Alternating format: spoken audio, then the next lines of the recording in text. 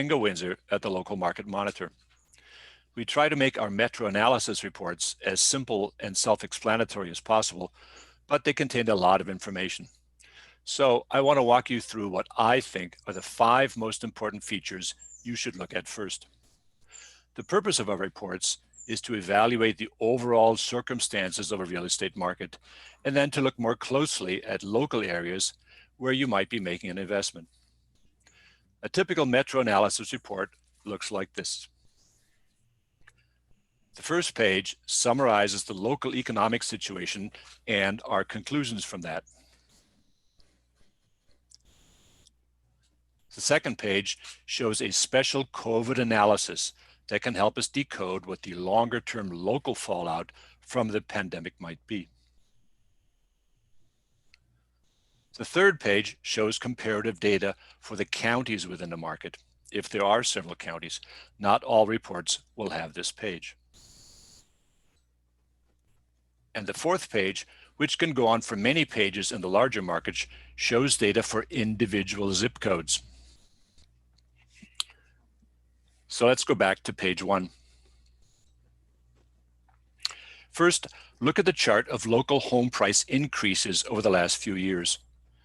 This shows the strength of demand for all housing, rentals included.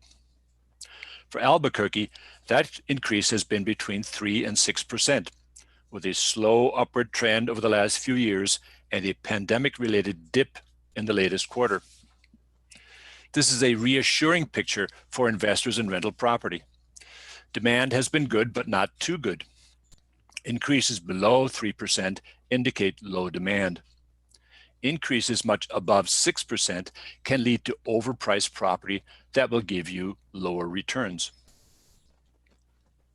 Now let's see how well the local economy is doing. This chart shows the growth of jobs. At this stage of the pandemic, growth is negative in all our markets, but we can still see a couple of important things. First, growth before the pandemic was modest, just a bit better than 1%. So once the pandemic is over, it's likely to be modest again. That's fine for rental properties, but it means that future demand will not be very strong. Job growth under 1% is bad. Over 4% can lead to overpriced property. In this market, you can expect very modest rent increases over the next few years. We also see that the pandemic loss of jobs has been about average. The latest data point was -7%, almost exactly the US figure. This is another good sign that the market will eventually return to the previous level of growth.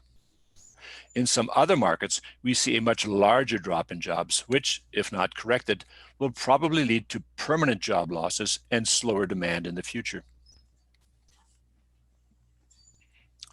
The third chart tells us if the market is overpriced. When the red dots are in sync with the blue bars, as they are here, all is well. The red dots show the income price, a calculated value that corresponds to average local income. Note that before the 2008 recession, Albuquerque was sharply overpriced, which led to the 20% drop in prices afterwards. If this chart does show an overpriced market, that's not necessarily bad for investors in rentals. But then you have to be very careful about the price you're willing to pay for a property. And you must be especially careful if a bubble is near its peak. For comparison, let's look at the same 3 charts for Dallas.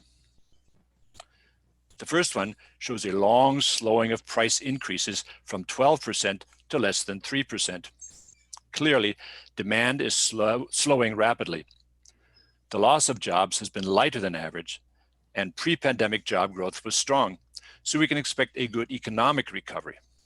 But note that the third chart shows an overpriced market very near its peak. Dallas is a good bet for investors in the long run, but right now you would be buying at the top of the market. That's not always bad, as long as prices then remain steady. Getting back to Albuquerque, the next feature you should take special note of is the ratio of home prices to annual rents, which right now for Albuquerque is 22. This ratio tells us if you can buy a single-family home and just rent it out as is. A ratio of 22 is still okay for that. At 24, it gets more difficult. The ratio is 28 in New York City and 45 in San Francisco, where you can't do it. It's 16 in Scranton, Pennsylvania, where you definitely can. In high ratio markets, you're better off investing in apartments or subdividing a home into several rental units. Now let's skip to page 4 and consider a really important local feature. So far, we've been trying to figure out if Albuquerque is generally a good market for rental investors, and it is. But now we get to the nitty-gritty of exactly where best to invest and in what price range. The other zip code stats on page 4 are helpful too. For example, you're best off investing in a zip code with a lot of renters. But in each zip code, what you really must know above all is the renter concentration. Because most renters only stay 1 or 2 years, how hard will it be to replace them when they leave?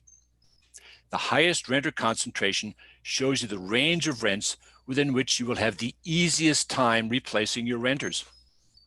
You don't have to invest in this range, but you must know where it is so that you know how much extra risk you're taking by going higher or lower. Above the range, you will find fewer renters, especially during economic downturns. Below the range, your tenants are more likely to have financial difficulties. The range can be fairly narrow, as it is in zip code 87020, or fairly broad, as in zip 87031. It usually contains from 40 to 60% of all renters in the zip code and is calculated from actual rent data. So that's it. Those are the 5 things I look at first for any market. These are hard data. The strategic and practical assessment of investment opportunities all start from there. You can disagree about our interpretation of what these numbers mean, but be sure that you know what these numbers are. Then you can make your own conclusions. Thanks very much for following along. If you have any questions about any of this, please let us know because we really value your comments. Have a safe and profitable new year. Have a safe and profitable year. I'm Ingo Windsor.